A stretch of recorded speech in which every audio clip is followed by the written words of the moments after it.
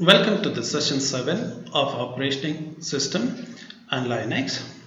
I'm Manibhushan D'Souza and today's topic is Operations on Process.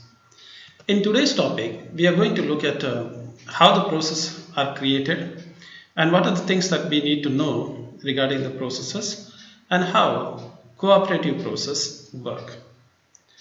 So let's begin with the operation on process. We know that at any given instance of time, there will be more than one process that are running on the system. Now, the natural question comes to our mind is, how on earth that there will be more than one process in the system? So there must be some way in which the process has to be created.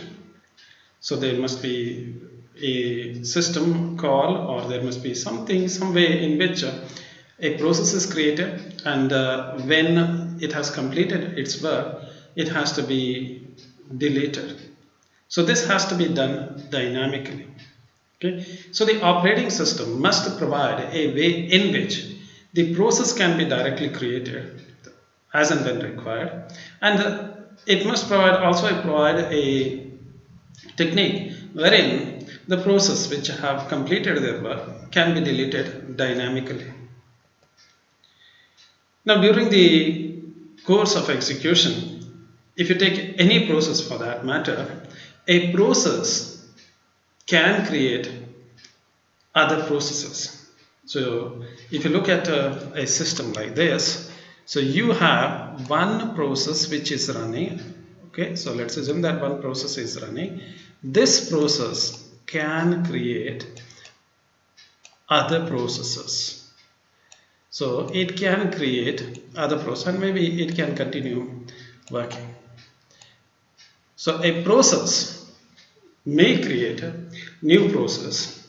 How do I create, or as a programmer, if you want to really know how to create a process, generally there will be a system call. In particular, there is a system call called as create process that can be used to create a process. Now, when we look at a process, so let's assume that this is one process and this process creates other process. The process that created the other process is called as parent or a parent process, and the process that was created by the parent is called as child. And if there are more than one process, naturally we call them as children of the given parent process. Now this thing can continue. So what do I mean by saying that thing is, as a user, suppose say I'm a user 3, I create one process and this process can create 3 processes. And this in turn can create one more process and so on and so forth. So from one process can create, it's like a tree. If you look at a tree, so from the trunk it branches out. So there will be many branches. So from the one trunk as such, so one main process, it goes on splitting and you get a multiple number of process. So we start with the root process, suppose say, then we keep on splitting and splitting and splitting. So we get something called as a hierarchical structure, wherein a parent starts children will start their children, that is grandchildren, and a grandchildren will be again great grandchildren, and so on and so forth. So you get a tree like structure. Okay, now it's not enough if you say that a process can create other process. Very important thing about process, creating a process is, now I already told you in the previous video sessions, if you have not watched that, please watch it. A process is a dynamic entity. It is not just the code, it has some data associated with it. So process requires some resource in order for it to function. So if you say that a process, one process creates other process, a parent process creates a child process, in that case a child process must have some resource. It cannot run without the resource. What are those resources? Naturally, it needs a CPU time because it has to be get executed. There must be some memory that should be associated with that. It may make a input output call, or it may make use of some files. So all these resources must be provided. Okay. So the next question is, who is going to provide that resources? So if you have a parent process that creates a child process, will the parent provide that resource to the child process, or is it the operating system?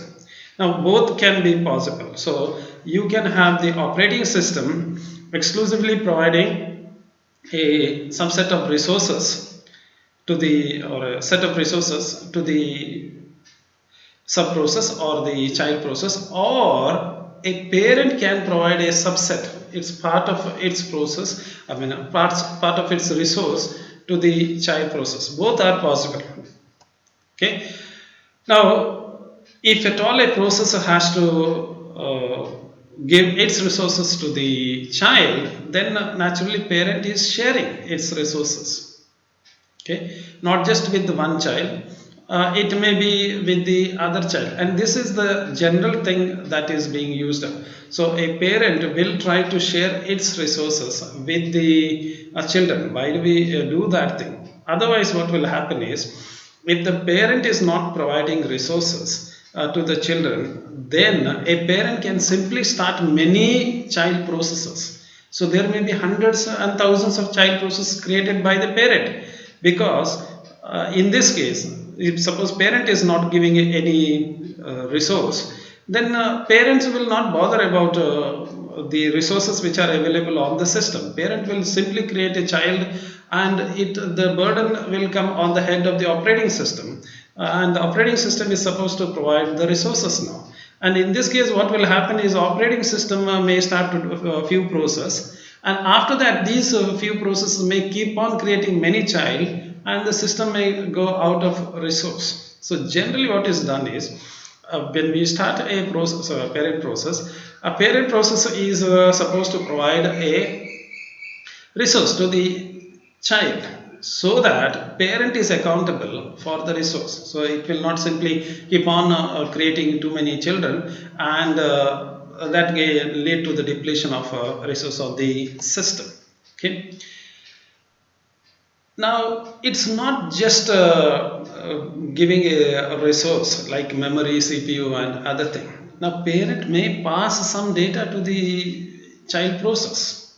Okay. For example, just to give you an example, if a parent starts a child process and says that, okay, you child, you are responsible for printing my document, then the parent has to give which is the file that need to be printed.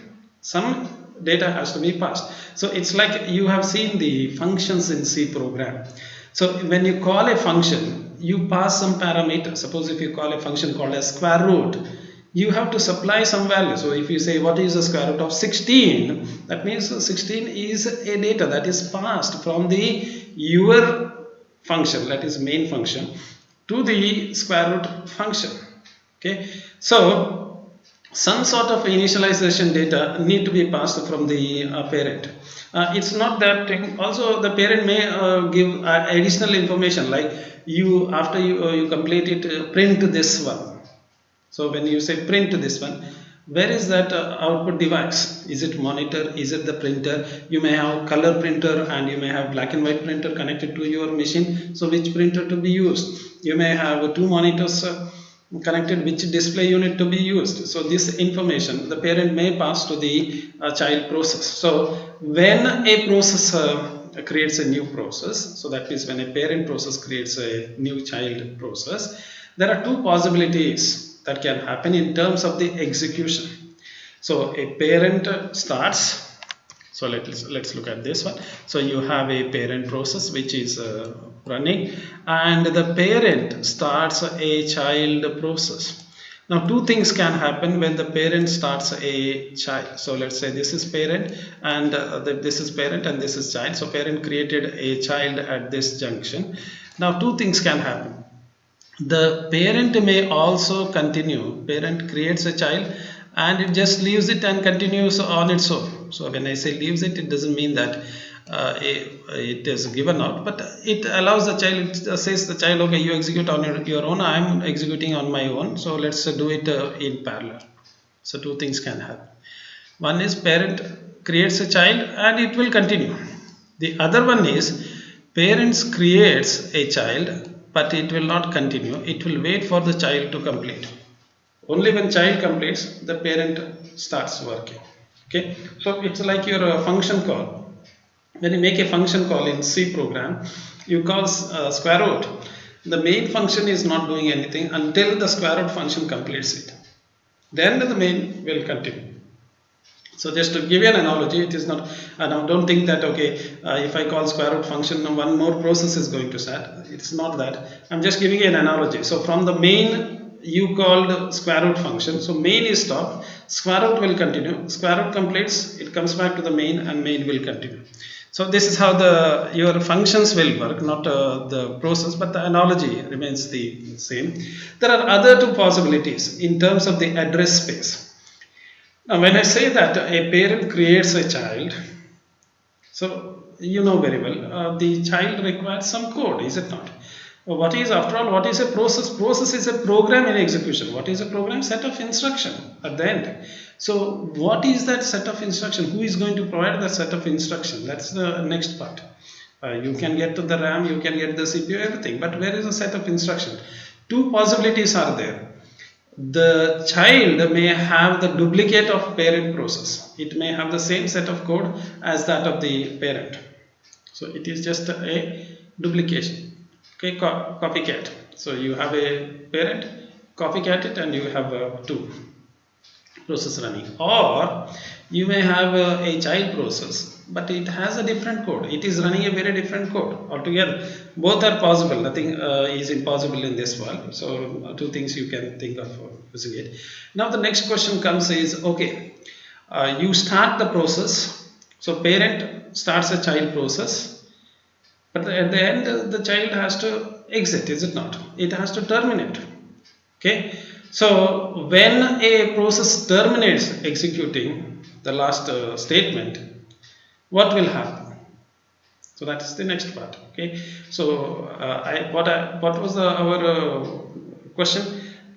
We started by saying that, okay, at any instance of time, operating system will contain more than one process. That we know very well. And our question was, how do we start more than one process? For that, I told you that if one process can span many other processes or fork many other processes, so you can have a parent creating many children. Now the question is, what if one process completes? So in that case, what must be done? So when the process completes, okay, all the resources that are given to the process has to be withdrawn back. It has to be given back. Okay, so generally when a process completes, it just gives a exit call to the operating system in your C program. Again, I'm just giving you an analogy. When you write this function, the last statement that you write in a function is return statement. So when you get when that return statement is encountered, the function stops and the values are returned back. In the same way, when an exit system is called, the process terminates. It's as simple as that. So in your functions, it is the return statement. In case of process, with respect to the operating system, it's an exit system call. Okay. Now, when a process exits, it may return the data. Okay, either to the operating system or to the parent process. Again, it is possible. Suppose if the parent says to the child process, so there is a parent process, and it says to the child process, okay, child process, you do this, and finally you give me the result. For example, you tell, okay, what is the square root of 16? So what the child process will do, it will do the calculation and it is going to say that square root of 16 is 4. So parent waits until that 4 result is written back to it. Okay. So when the child completes, it returns a value back to the parent process. It's as simple as that.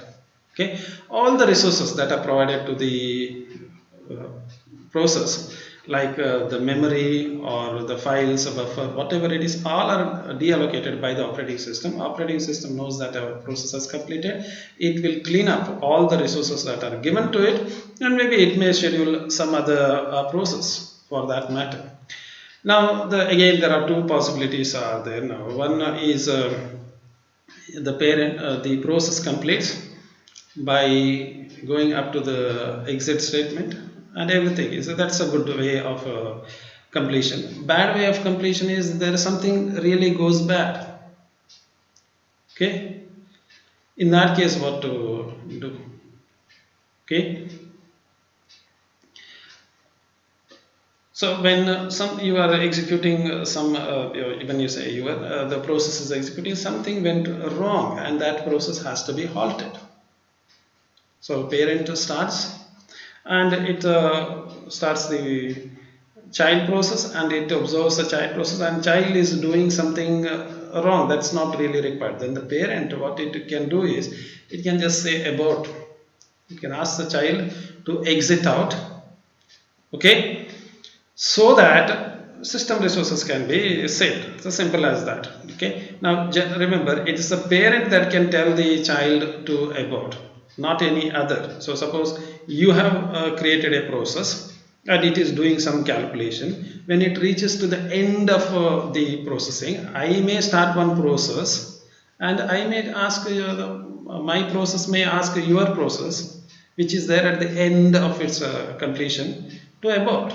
In that case, what will happen? Whatever your process has done, everything is waste. I have nothing to do with your program or your process, but if I am allowed to do so, what I will do is I will wait until you go to the last statement. Just before the last statement, I will ask your process to abort, and you lose all your efforts. So only the parent can terminate the child process. Definitely, operating system routines have the ability to do so, but in general, as a user, only the parent process can about a child process. Okay. Now the question now is that means to say that parent must know how many children it has. In other words, suppose if you have a parent process here, now it must know how many children it has created and what are the identities of those children. It can't simply create a number of children and simply keep quiet. So it must know what is the identity of one child, the second child, and so on and so forth. So when a process is created, when a child process is created, it will tell the parent process what is its ID. So process ID, that is PID, is written back to the parent process. Okay. Now the question generally comes: when will the parent terminate the child process? So I told you that a parent can definitely terminate a child process. What are the reasons? There are many reasons when a parent can abort the child process. One of them is maybe child has exceeded the usage of some resource. Like child is taking a lot of time on the printing or a lot of time on the CPU. In that case, the parent can just say that no, it's not possible. Just leave it, exit out. Okay, so that is possible. So when the child keeps on using one resource for a very long time, remember in that case the parent process must know what is the resource that the child is using and how long it is using. So a kind of accounting is required to just to see whether its child is using some resource, how long it is using, and whether it is exceeding. But if such a service is available, a parent can always terminate the child when it exceeds the usage. Next one is the parent itself is exiting. So generally what happens is not all the cases. In some cases, zombie processes are not allowed. So what is the meaning of saying zombie is your so-called uh, the process which doesn't have the parent. Okay, so the when a parent starts a child process, if the operating system allows, then it's okay. But if the operating system does not allow that thing, then if the operating system says that if a parent has created a three child process, and if the parent is exiting, all the three children has to be exited. Okay, if that is the case, sometime it is not, like services and others. In that case, what will happen is the parent which started, okay, so what we call them as the zombie processes, so which is simply started, and they will keep on running. So a parent will start the child and parent disappears, but the child is still running. So in operating system in Unix and other, it is allowed. But if the operating system does not allow that, the operating system puts a restriction saying that if a parent starts a children, and if a parent is dying, then all the children has to die.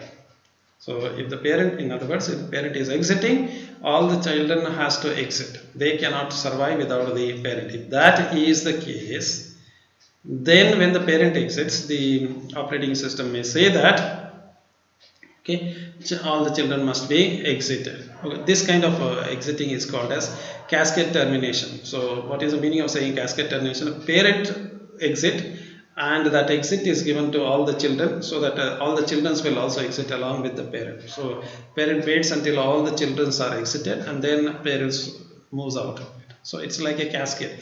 One starts, and it's like your crackers use in Male Pataki. So you give one fire at one, it goes on all cascading, and all of them will burst. The same way, parent burst out, all the children will also burst out. Next one is our cooperative process. So we have seen about how the processes are created and how the processes are terminated. Now it's obvious that you cannot have a system wherein one process is not interacting with the other. So we know we are all social animals. We cannot live without interacting with the other. So we have our friends, our parents, our neighbors, our family member, our teacher, everybody. We interact with them. So we are working concurrently. We all are working concurrently. We are there in the society, and we interact with them. In the same way, if you look at the operating system, there are many processes which are running, and you cannot expect that the processes are simply quiet. They don't talk to the other process. No, it's not the case.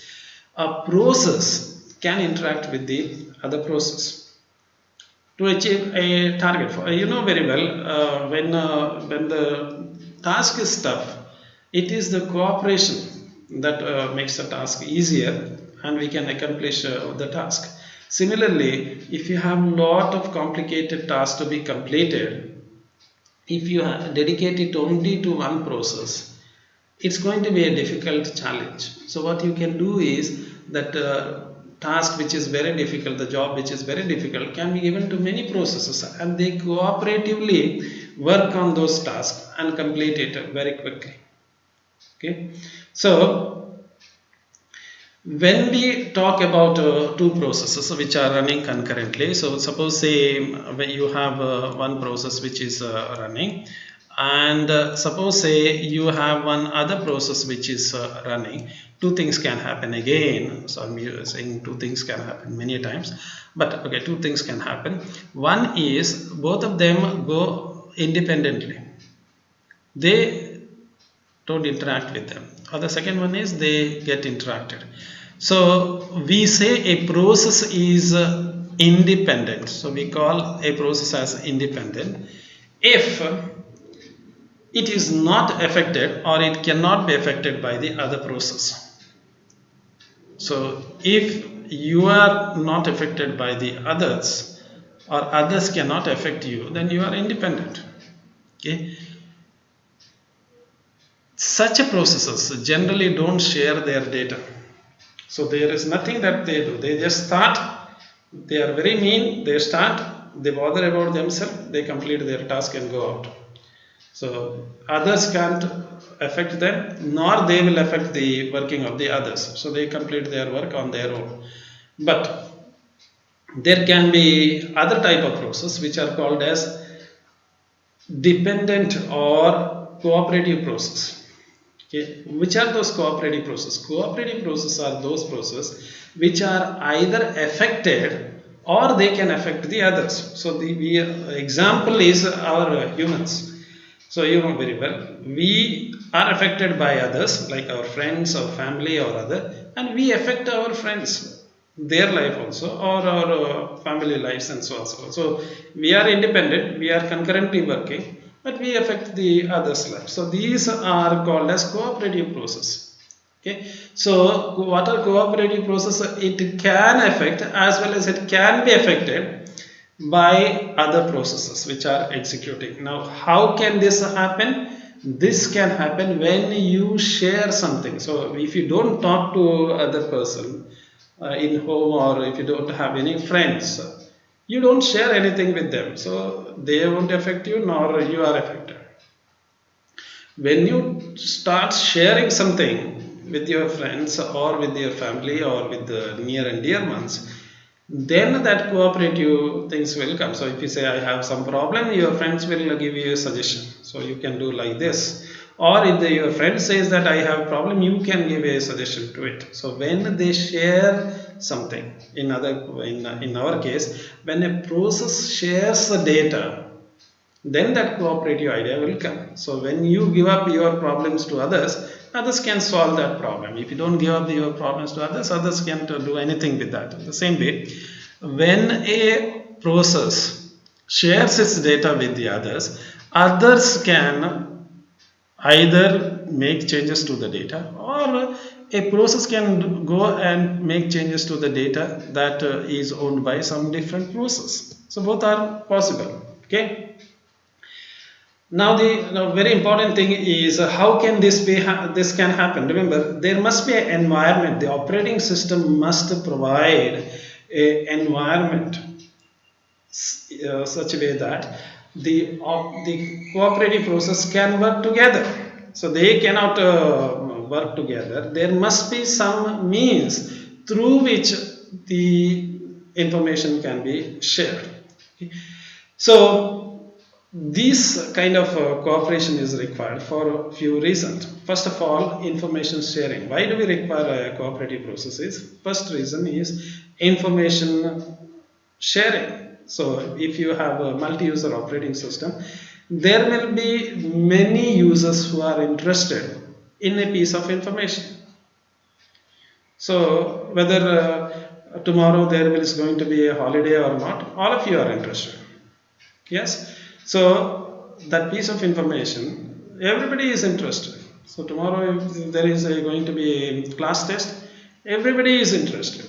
So then in a system, there are some information, maybe all of them are interested, but it is the operating system that must provide an environment that allows the concurrent access to that information or that resource. So the operating system must somehow allow many processes to use that information. So that is one reason why we require the cooperative process, one of the reasons. Next one is the computation speed.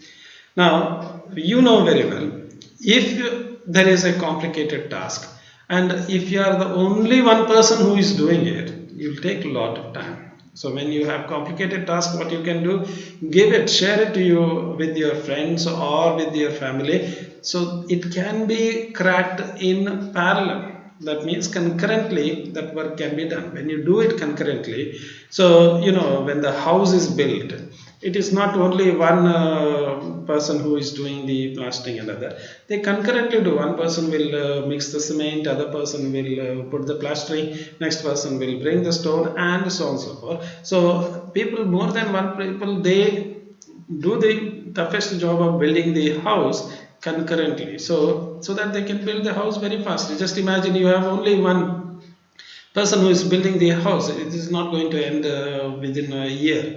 it will take years together to build one simple house if one person is building. But if it is built by more than one, it can be quickly built within maybe 1 or 2 months, 1 month, maybe 2 or 4 months, so depends. Okay, so this is the idea. So if the task is shared among the many processes, the computation speed can be increased. Okay, so what must be done? Okay, we must break the task into subtasks.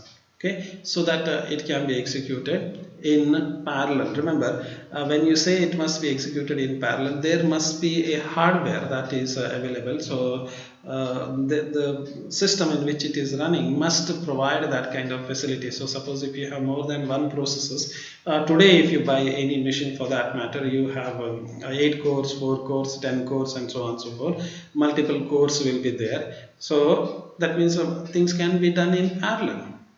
Okay, input out, every process will have separate input output channel. So every process runs parallelly, directly parallelly on a two different process, so that the execution speed can be increased.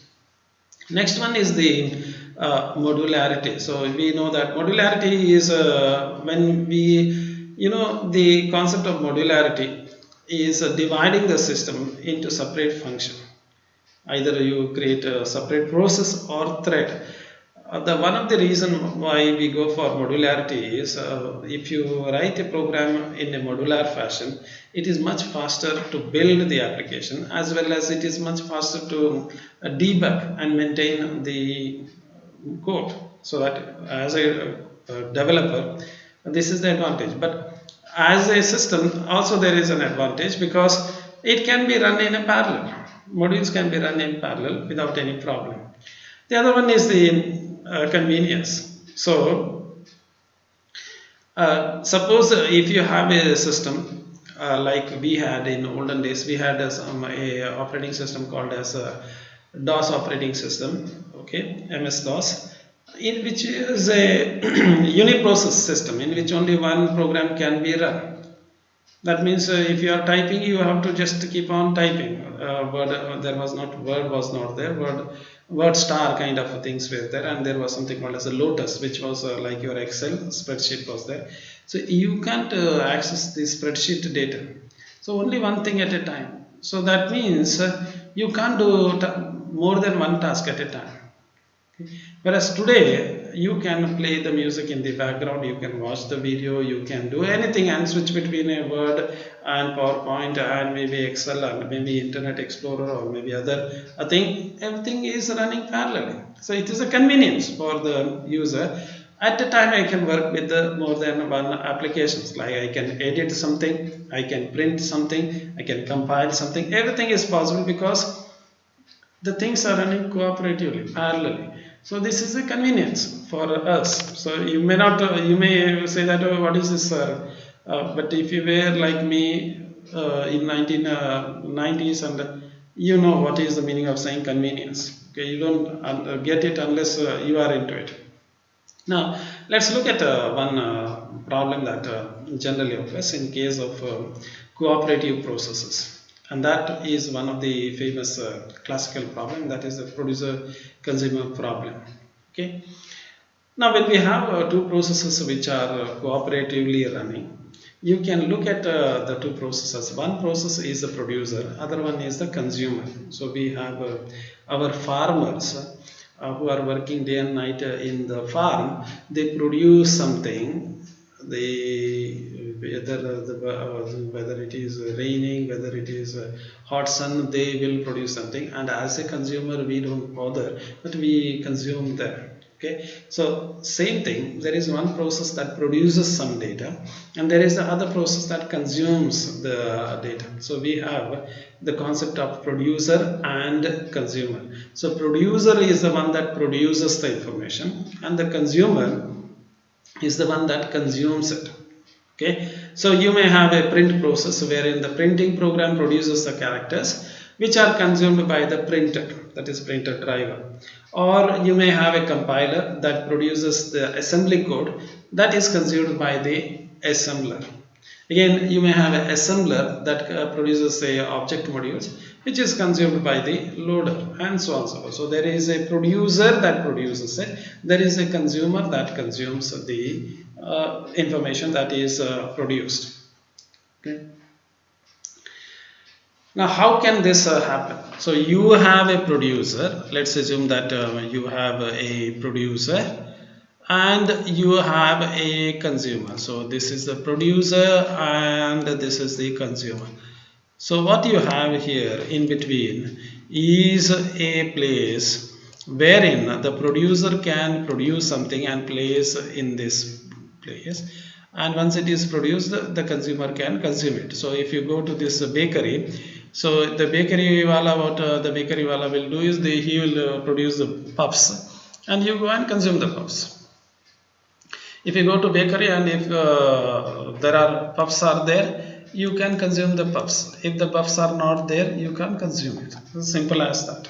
Okay, so the idea is there. So there must be something called as a buffer.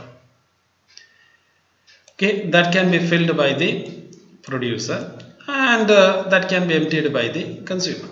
So producer produces an item and the consumer consumes it. So if the producer has not produced anything, consumer can't consume anything because nothing is there. So if you go on Sundays, maybe the bakery person may say that no, we are not producing puffs on Sundays, so you can't consume it. Okay, simple as that. Okay. But their actions, producer producing it, consumer consuming it, it must be synchronized. Okay. So if the producer has not produced something, consumer has to wait until something is produced. So you know very well, unless your mother cooks something, you can't have your breakfast nor lunch nor dinner, nothing is possible. If your mother is sick, nothing is there. On that day, you have nothing to consume because mother has not produced anything. Okay, simple as that. Okay. So consumer has to wait until producer produces something. If the producer has produced, the consumer can at a time consume it. But the producer can keep on producing until some situation happens. So let's look at that thing. And here we have two situations. One is unbounded buffer and the other one is bounded buffer. So what is unbounded buffer is, so let's look at that diagram again. So we have a producer, so we have a producer, we have a consumer. So this is the producer and this is the consumer. Now in between I told you that there is going to be a buffer. Now what is the capacity of this buffer? So if the capacity is unlimited, so that means practically you can keep on producing any number of information or something that can be consumed. So there is no limit. So in this case, the producer won't wait for anything. So producer keeps on producing again and again, on and on and on and on and on, because there is no limit. If the buffer is not going to fill, they can keep on doing it. Practically, I assume that there is no limit. But consumer has to wait only for the first time until and unless there is one item, consumer can't proceed. So if there is not even one item, consumer can't take that. So consumer will have to wait until at least one item is there, but producer doesn't have to wait. So if it is an unbounded buffer problem, that means producer has no waiting. Producer can keep on producing, but the consumer has to wait until and unless there is one item, consumer can't proceed. Now let's look at the other one. Other one is the bounded buffer problem. In the bounded buffer problem, the buffer size is fixed. So buffer size is fixed. That means the producer can keep on producing the item and an item and an item and an item and so on until the buffer is full. Once the buffer is full, in the sense the process has to wait. So producer has to wait if the buffer is full, but consumer has to wait until At least one item is there. So if the buffer is empty, consumer will wait. If buffer is empty, producer will not wait. But if the buffer is full, producer will wait. If the buffer is full, no problem. For consumer, it is not a problem. Consumer can consume it. Okay. Now the next question is how do we get this buffer, this common buffer that is there between the producer and the consumer. So from where will I get this common buffer? Now this can be provided by the operating system. One of the way is using inter-process communication. Okay. Or it can be done inside your program itself, coded like a shared or global variable can be used. If you are writing a program, you can use global variable which can be shared between the two functions or two modules. Okay. That's all in today's session. Thank you for your interest. Again, if you are really interested in learning more about it, please refer to the Galvin's book on the operating system concept. Thank you for your interest.